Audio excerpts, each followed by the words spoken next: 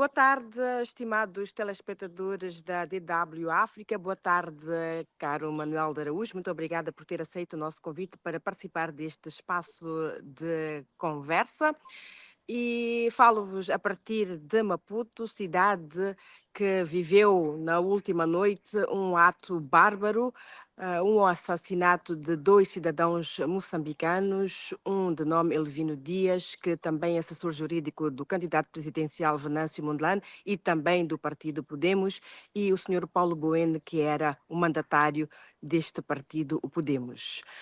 É uma situação que chocou a cidade e o país de uma maneira geral e que está a mexer com a sociedade civil e com alguns cidadãos sensíveis. É sobre este assunto que nós vamos falar hoje com o senhor Manuel de Araújo, que é edil da cidade de Quelimane e também membro do partido Renamo, o maior partido da oposição em Moçambique até agora. Manuel de Araújo, como olha para este ato que chocou o país na última noite?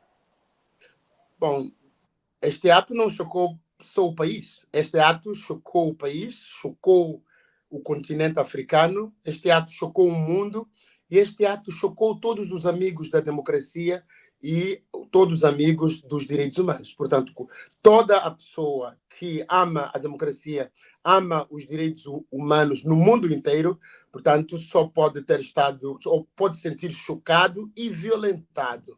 Portanto, desde manhã que tenho estado a conversar com pessoas de vários quadrantes do mundo, desde a Inglaterra, os Estados Unidos, a França, a Alemanha, mesmo o México, o Brasil, o Japão.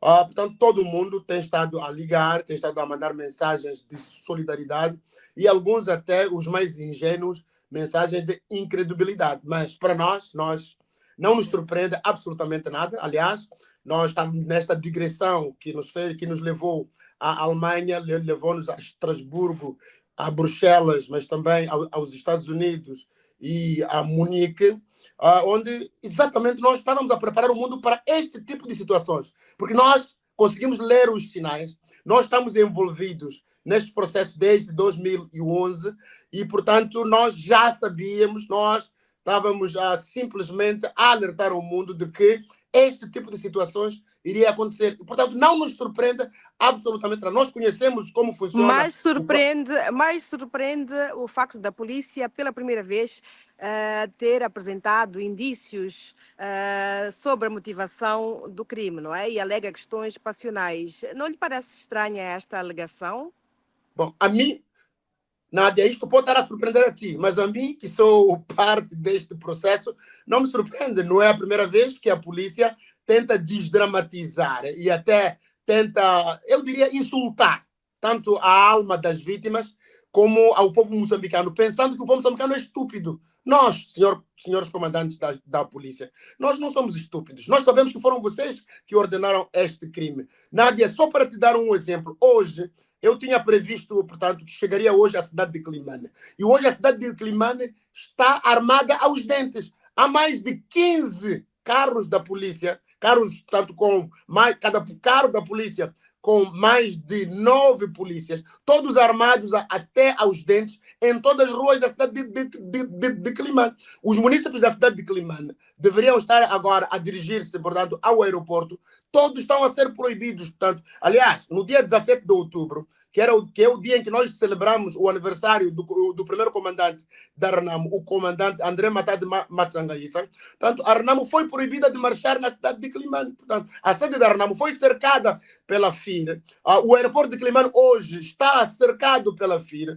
As ruas de Quelimane estão hoje, parece que haveria uma tentativa de golpe de Estado. Portanto, este é um estado de sítio que se vive hoje em Moçambique. Portanto, não é só Maputo, mas estou a dar um caso concreto daquilo que está. Portanto, não nos surpreende nem sequer 1 milímetro. Este é o comportamento da Frelimo. Aliás, quando mataram o Carlos Cardoso, o cenário foi o mesmo. Quando mataram o Sibasiba Makwakwa, o cenário foi o mesmo. Quando mataram o professor Sistaque, o cenário foi o mesmo. Quando mataram o Pondeca, o cenário foi o mesmo. E, portanto, é apenas a continuação de um comportamento de um Estado que foi capturado não só pelas gangues da droga, como também, portanto, é um Estado completamente capturado e que não responde aos anseios do povo moçambicano, mas de uma pequena elite ligada ao tráfico da droga. Como eu sempre dito, Moçambique, neste momento, não só é um Estado falhado, como também é um Estado capturado. Foi então reativado o famigerado Esquadrão da Morte, como tem sido habitual Nunca em todos foi, os outros nunca processos foi eleitorais. desativado, na verdade. Nádia, o Esquadrão da Morte nunca foi desativado.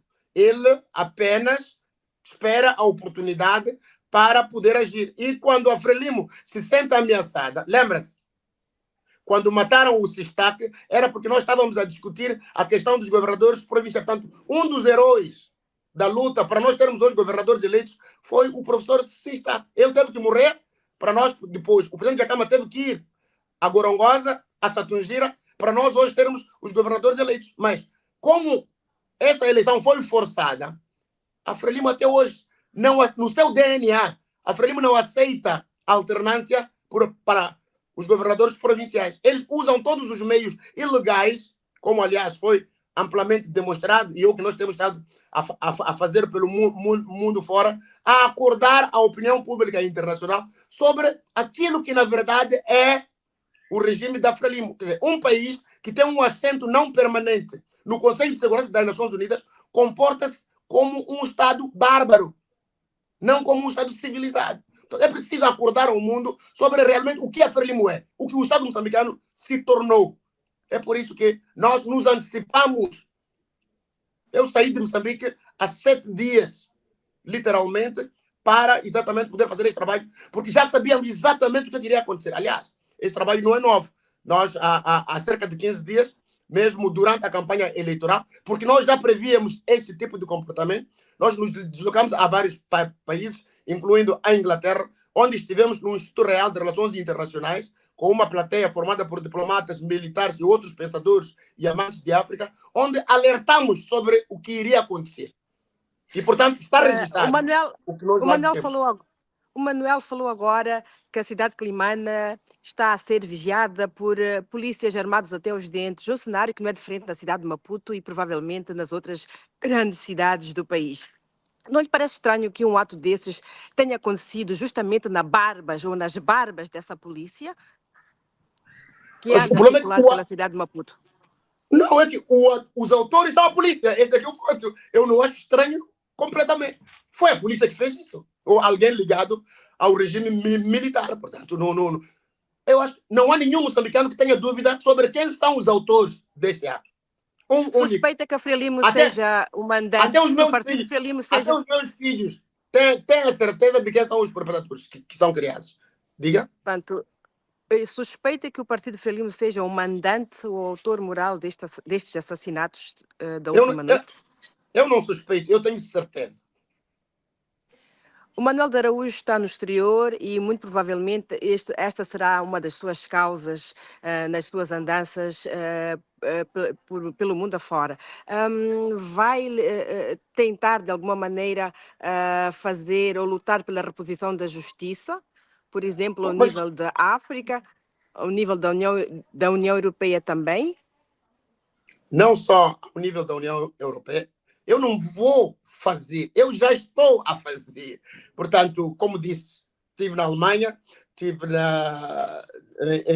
em Amsterdão, estive em The Hague, portanto, estive nos Estados Unidos, estive no México. Eu tenho estado a fazer aliás, como também disse, estive na Inglaterra, passei por Paris, onde tenho estado a contactar não só a deputados, senadores, think tanks, portanto, aqueles que fazem a opinião pública, todos aqueles que têm interesse, mas também as grandes empresas multinacionais, especialmente aquelas que estão ligadas ao oil and gas, que são aqueles, portanto, que alimentam este regime bárbaro. E são justamente esses que têm sido acusados de fechar os olhos às barbaridades e aos ilícitos eleitorais que acontecem no país justamente em nome dos seus interesses nos recursos moçambicanos. Esses campos, como têm reagido aos apelos e às denúncias feitas pelo Manuel de Araújo? Bom, tem ouvido e eu espero que reajam. Mas, como sabe, não é de hoje para amanhã.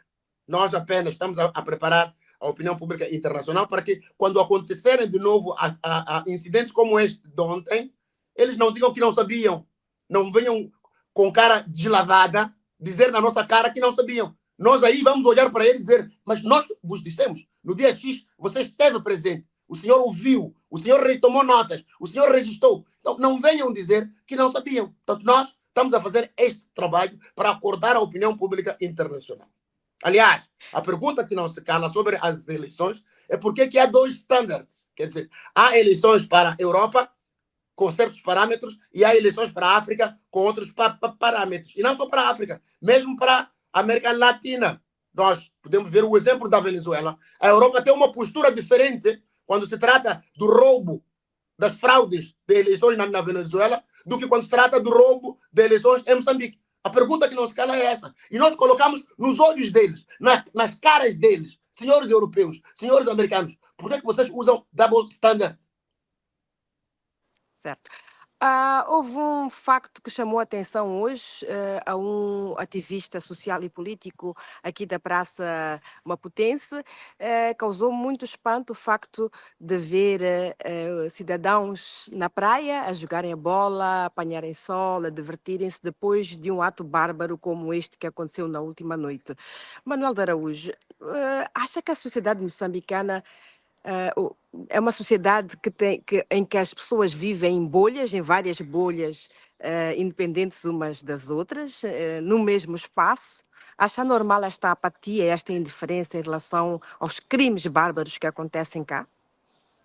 Mais uma vez, Nádia, eu acho que tu, porque estás a viver muito tempo fora de Moçambique, penso que perdeste a noção daquilo que acontece no país, infelizmente. É que eu digo isso porque eu vivi fora do país por mais de 10 anos e às vezes sentia-me assim meio perdida, como tu deve estar a sentir agora. Mas é normalíssimo. Nós normalizamos a morte. A morte em Moçambique não é problema. O teu vizinho pode morrer, a casa do teu vizinho pode ser queimada e tu continuas a viver a tua vida. É aquele síndrome que há alguns anos aí, portanto, na Alemanha, que era dito, de que, bom, ontem mataram o João e eu não fiz nada.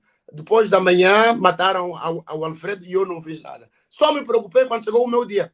Portanto, nós estamos mais ou menos neste tipo de sociedade em que normalizamos a morte, banalizamos a morte. Aliás, em Moçambique, mensalmente, raptam 3, 4 pessoas e ninguém se importa, quer dizer.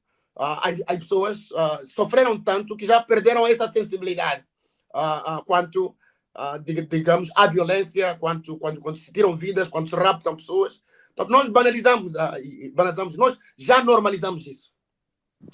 Manuel de Araújo, acha que estes assassinatos de ontem vão potenciar convulsões no país ou, pelo contrário, vieram intimidar e o cidadão vai se recolher e não sair às ruas na segunda-feira, conforme foi solicitado pelo Podemos e pelo Venâncio Mondlane? Bom, primeiro, eu acho que tem havido um engano e mesmo acho que a própria polícia parece que não percebeu a mensagem. Eu acho que pelo menos eu descodifiquei a mensagem. O que eu entendi, pelo menos, do Venâncio Mondlane, é de que não é uma manifestação para sair à rua, é uma manifestação para ficar em casa. Portanto, não vejo intimidação. Portanto, as pessoas se sentiriam intimidadas com esses atos se fosse para ir enfrentar a polícia.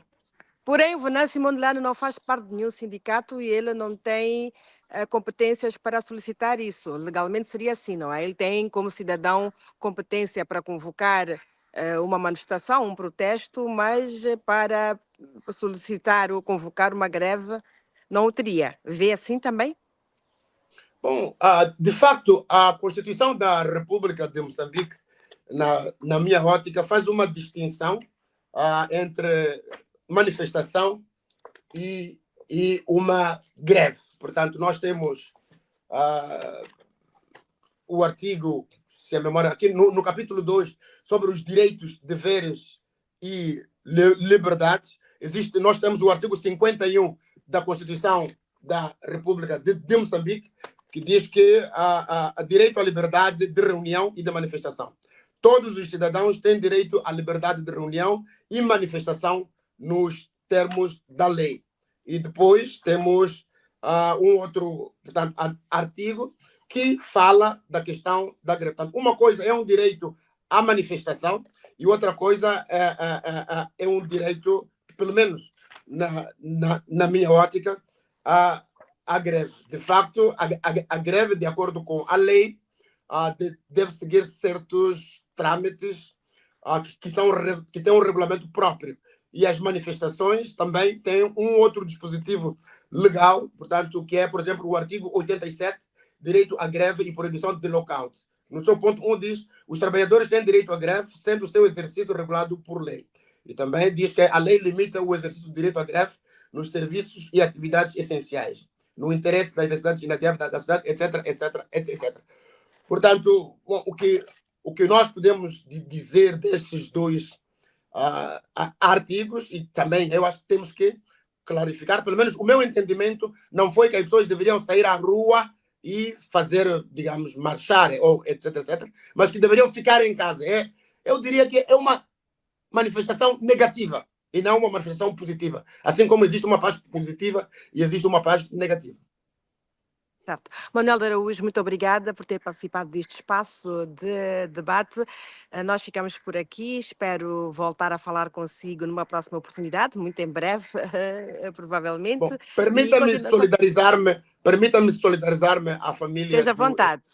a família do Elvino Dias, a família do Paulo Bueno, aos amigos, mas também ao Podemos, por esta grande perda de dois jovens patriotas, dois jovens com coragem, dois jovens que morreram a servir a pátria. Portanto, eles vão se juntar ao deputado Pondeca, ao professor Sistaque, ao Carlos Cardoso, ao Sibaciba Macuacua e a mais de uma centena, se não milhares de jovens que pereceram nas mãos da Frelimo por defenderem a liberdade, por defenderem a democracia.